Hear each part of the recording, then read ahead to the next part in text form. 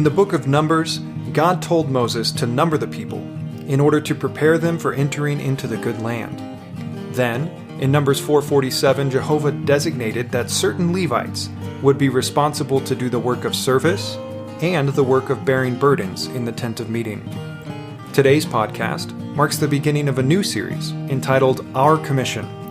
This series is drawn from a message given by Brother Minoru Chen in Irvine, California in February of 2008. In this introductory episode, he presents the role and commission of the working saints in the church life. A link to the full audio can be found in the episode notes.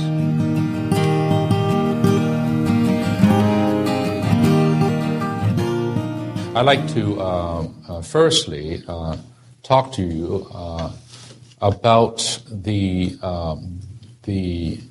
position or the role or even the function of you, the so-called young adults. I'd like to talk to you firstly about that in the context of the church life. You might not have really thought that much about it, or maybe no one have ever told you. But tonight I'd like to say something to you so that this matter is somewhat settled in your understanding, in your consciousness, that this is who I am. This is my part in the body of Christ. This is my role in the church life today. This is where I belong, okay? And I like to refer back to the book of Numbers. You don't have to read it. I'm not going to turn to it, but if you turn to go back to the Numbers, and I'll give you 3 verses, and you can write this down, okay? Chapter 1, verse 3, chapter 4, verse 47, and then chapter 8, verse 24, okay? 1, 3, 4, 47, 8, 24. You just go back and read them. Now, the book of Numbers is a very special book. It's a book of warfare. The history of the children of Israel in the wilderness, fighting, very much fighting their enemies, which eventually are God's enemies, right? And of course, these enemies were types of the various enemies, spiritual enemies that we face today as New Testament believers. So that's the book of Numbers. And in the beginning of that book, the reason why it's called the book of Numbers, because it is full of a kind of a numbering of the children of Israel. You know, so many number of this kind and so many number of that kind. The original meaning of numbering has the meaning of mustering. Putting these numbers into companies for the children of Israel to move on in the wilderness as not just a people, but truly as an army. There is a military sense to it. Okay. So in this book, in the numbering, there was some attention paid to age. Okay, this is my point tonight. It talks about the age of the people. All right. The first verse, chapter 1, verse 3, tells us that among all the children of Israel, this is everybody, who knows how many, 1 to 2 million, okay? Among the males, all right, those who are 20 and above, there's no cap, there's no upper limit. There's just a lower limit, and that's 20 years old, okay? Anyone who is from 20 years old upward have to participate in the military service. In other words, it's a draft system, okay? It's a draft system. You have no choice. If you are 20 and above and you're a male, you go fight. And there's no upper limit. Therefore, someone as old as Caleb, you know Caleb, huh? Caleb, he is Joshua's companion. He was still fighting when he was 80 years old or 85 or 84 years old. He was still fighting because there's no upper limit. And he was strong enough So he was qualified still to fight. Well, this verse tells us something of a general nature, okay? Generally among God's people, or generally in the church life, anyone from 20 and upwards can participate, and in a good sense should participate in this military service. Actually, we use the word military. I believe in King James that word military is not there. It's just a service. It actually, this service that we're talking about here actually implies a military service. And it also implies a priestly service. A priestly service. In other words, there are two sides to service. I like to even inform you of this point, that when we talk about serving, when we talk about service of the church, right, there's always these two aspects. There is the priestly service, right? There's also the which has to do with our worship to the Lord and so on. There's also the military service, which is the matter of fighting. These two are combined in one, so actually even, let's say, preaching the gospel is both. Preaching the gospel is a fight. It is a battle. But at the same time, it is also a priestly service, and that is to minister Christ to people. But anyway, my point is, this is the first mentioning of the age, 20 and above. And all of us are 20 and above, right?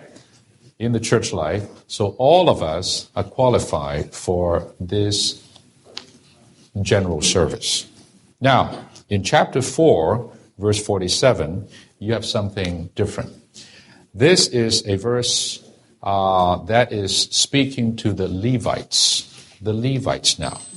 Now, the Levites are not just any old tribe among Israel. The Levites are just a specific tribe called out or chosen by God to be the tribe that takes care of the tabernacle, takes care of the and among them you will even have the house of Aaron, who are the priestly house, the house of the priests.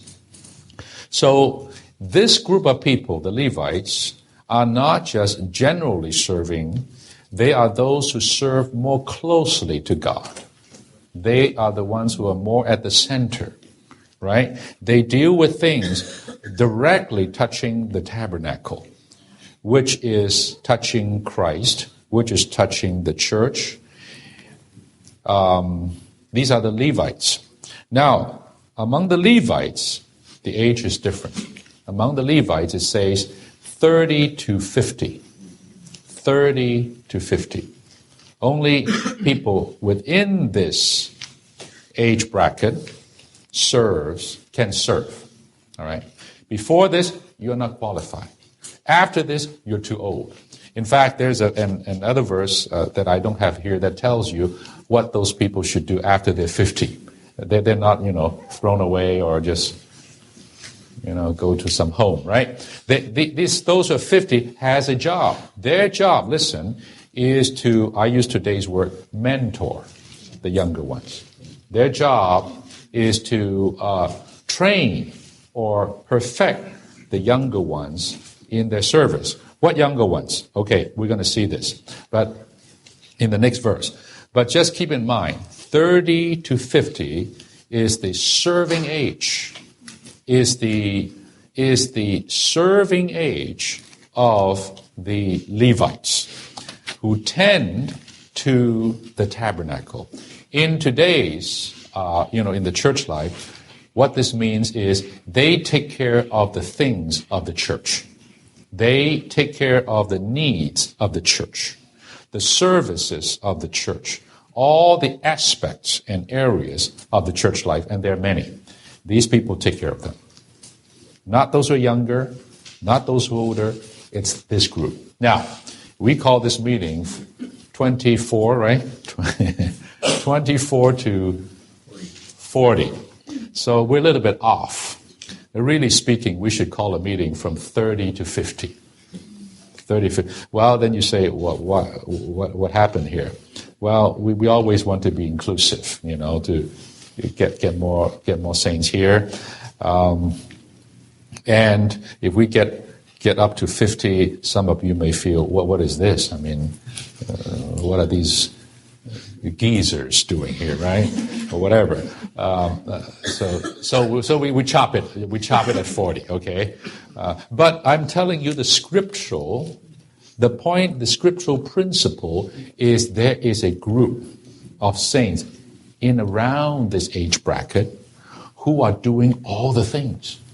You can read, they'll tell you what they do. They tend to the tabernacle. They care when the camp moves, they take down the tabernacle. They put things away, they carry them, and they set up the tabernacle. They all the furniture, all the utensils, all the things, they are there to support even the priests in their function to make offering and all these things.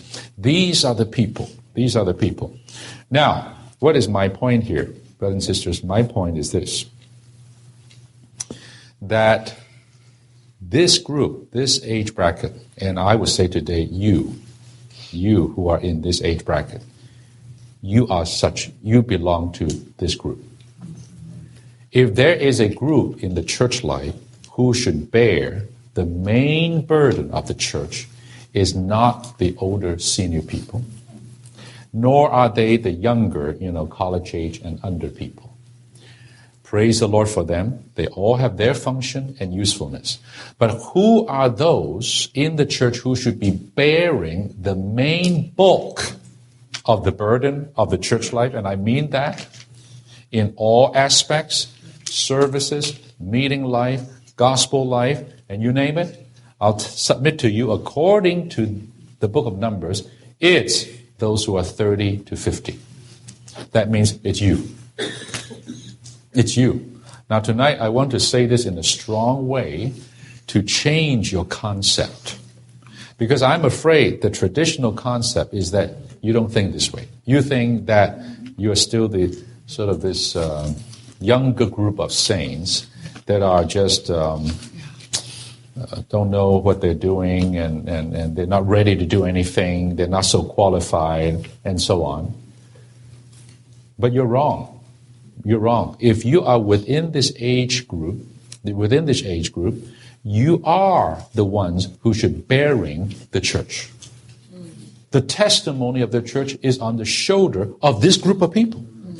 Now, I'm recalling myself, okay, a little bit. I started doing this, my goodness, not 30.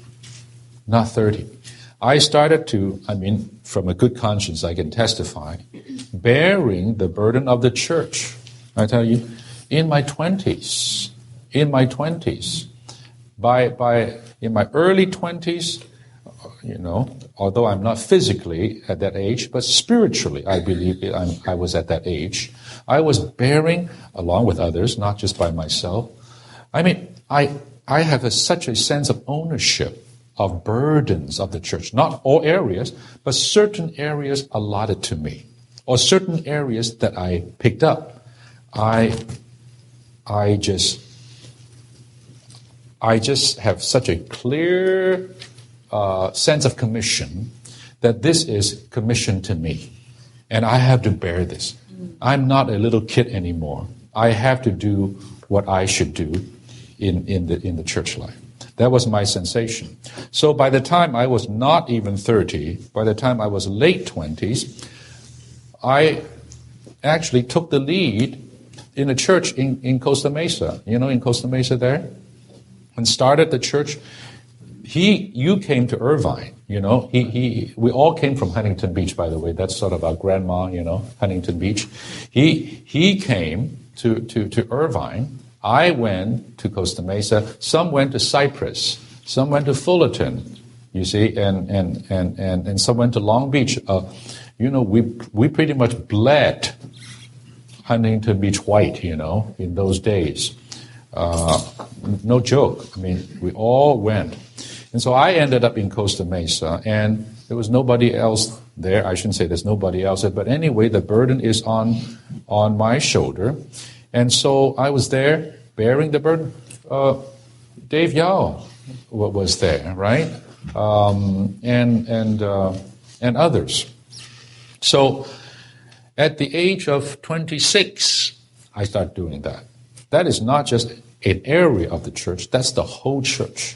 That's the whole church. A little church, but the whole church.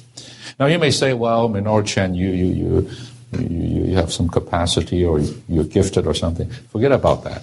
I'm not talking about that tonight. I'm talking about the sense of burden. I'm talking about the sense of commission at that age.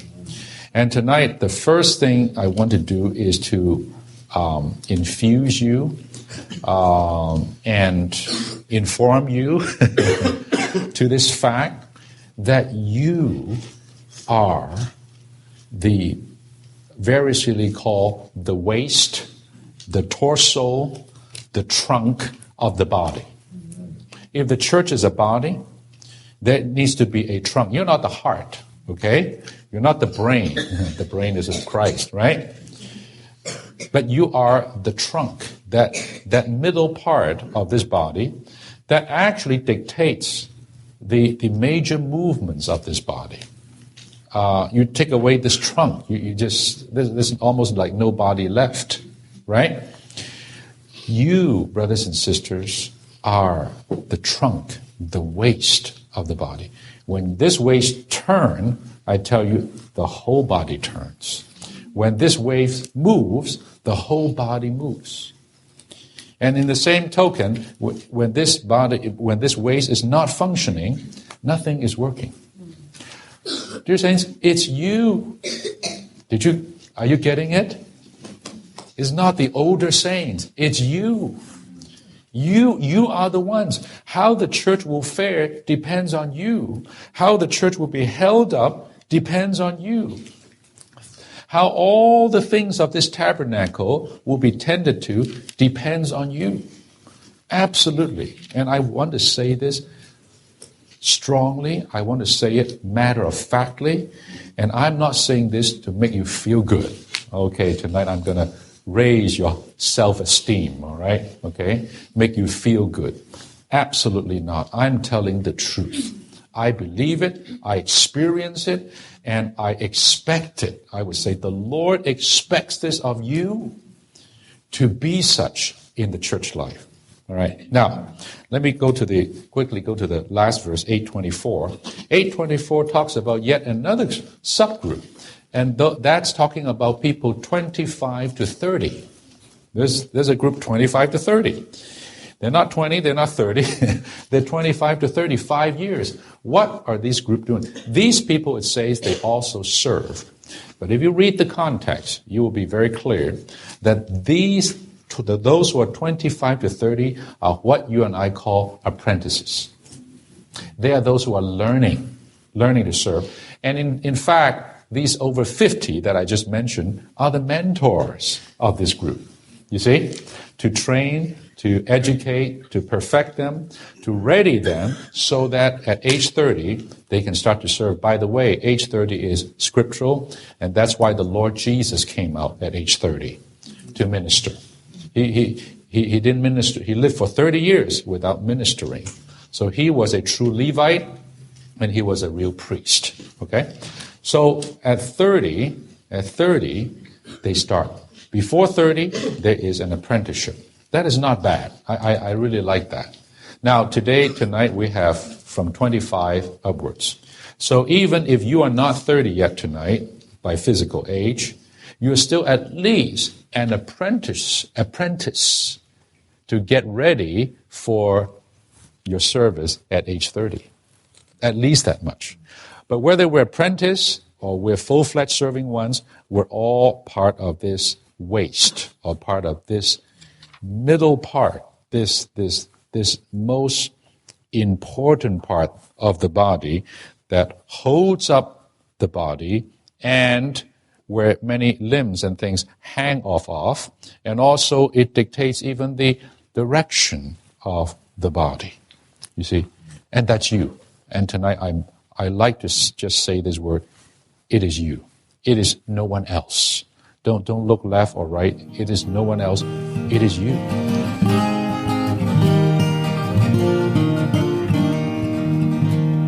Thank you for joining us today. To hear the complete recording and other messages, please visit livingtohim.com. If you would like to receive regular updates from us, please subscribe to this podcast and join our mailing list on our website. You can also find us on Facebook, Instagram, and YouTube, where our handle is @livingtohim.